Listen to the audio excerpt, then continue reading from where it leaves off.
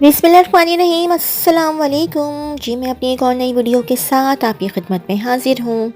इस वीडियो में 2.5 ईयर्स का पेपर शेयर करूँगी एफिलिएटेड कॉलेजेस जिन स्टूडेंट्स के पेपर कराची यूनिवर्सिटी में होते हैं। 4th सेमेस्टर का कंपैरेटिव एजुकेशन का पास्ट पेपर इस वीडियो में शेयर करूँगी। पेपर्स बल्कि शेयर करूँगी, 2-3 पेपर्स हैं वो शेयर करूँगी। अच्छा, ये है department of teacher education, university of Karachi, BEd honours 2.5 year, 4th semester, terminal exam July 2019, external comparative education DTE 611, 30 + 20 + 10 = 60। Part B, part A MCQs का होगा जो कि वापस ले लिया गया होगा। तो पार्ट बी है शॉर्ट रिस्पॉन्स आंसर्स। आंसर यानी 4 क्वेश्चंस, ये है 20 मार्क्स का। क्वेश्चन नंबर 1 है state the meaning and importance of comparative education. Question number 2 है compare public and private sector of education in Pakistan. Question number 3 है write short note on any one of the methods of comparative education. Question number 4 है what are the dangers associated with wholesale adoption and importation of one country's educational structure to another country. Question number 5 write a brief account of education system of Singapore और Finland. अच्छा, part C है extended response answers. Answer यानी 3 questions, ये है 30 marks का। Question number 1 है compare education in Pakistan with education in Singapore. Question number 2 है name any 3 methods of comparing education systems of different countries. Select and defend your selection of the one of the listed ones you like the most, focusing on its utility and advantages. Question number 3 elaborate on the problems associated with comparing education system of developed and developing countries. Question number 4 है enlighten the underlined phrases regarding global issues in comparative education in the following। ये क्या लिखा हुआ है मुझे समझ में नहीं आ रहा। अच्छा,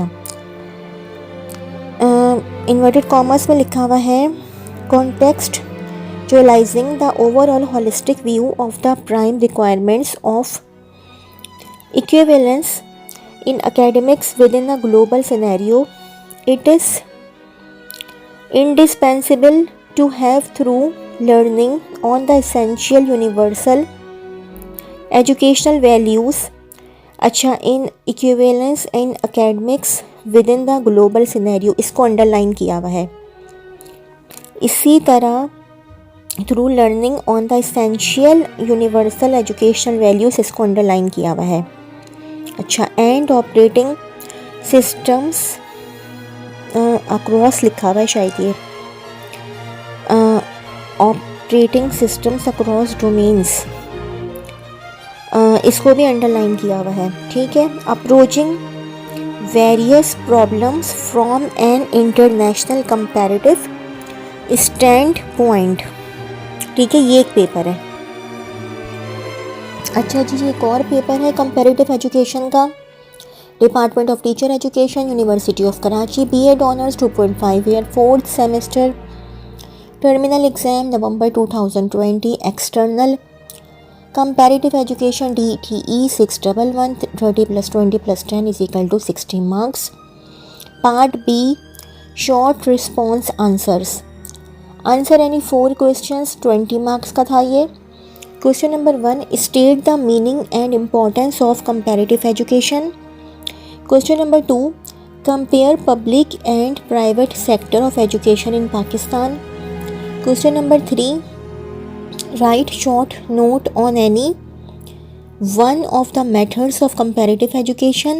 Question number 4 what is the educational structure of Pakistan। Question number 5, how non formal system of education is different from formal education. Part C है extended response answers. Answer any 3 questions, ये 30 मार्क्स का था। Question number 1 है name any 3 methods of comparative education systems of different countries. Select and defend your selection of the listed ones you like the most, focusing on its utility and advantages। ये बहुत blur हो रहे हैं, बहुत मुश्किलों से पढ़ने में आ रहे पेपर्स, बहुत पुराने पेपर्स हैं। Question number 2, elaborate on the problems associated with comparing education systems of developed and developing countries। Question number 3 है developed and developing countries। Question number 3 है enlighten the underlined phrases regarding global issues in comparative education in the following except। ये मुझे पता नहीं क्या है, समझ में नहीं आ रहा क्या लिखा हुआ है। अच्छा, ये तो ऊपर वाला है क्वेश्चन, ये मेरे ख्याल से सेम ही है ये। चलिए मैं बता देती हूँ। contextualizing the overall holistic view of the prime requirements of equivalence in academics within a global scenario। ये अंडरलाइन फ्रेज है। It is indispensable to have through learning on the essential universal educational values and operating systems across domains। ये भी underline है, operating से लेकर domains तक। ऊपर essential से लेकर एजुकेशनल वैल्यूज़ तक अंडरलाइन किया हुआ है। Approaching various problems from an international comparative stand point. Question number 4 है George Bereday presented 4 stage model of comparative education through systematic area study.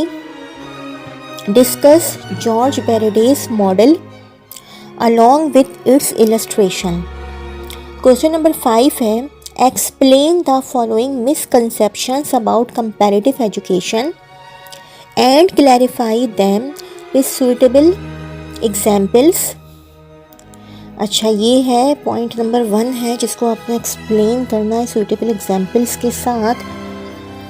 वो है comparative education is limited to the study of the education system of other countries।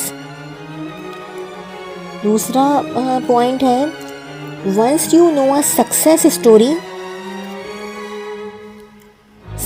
story within one context, you can borrow and or even transplant key features of the educational system without reference to another context।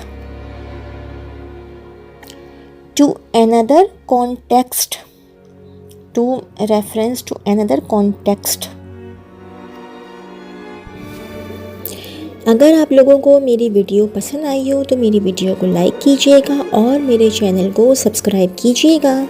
इस video के लिए इतना ही। अल्लाह हाफ़िज़।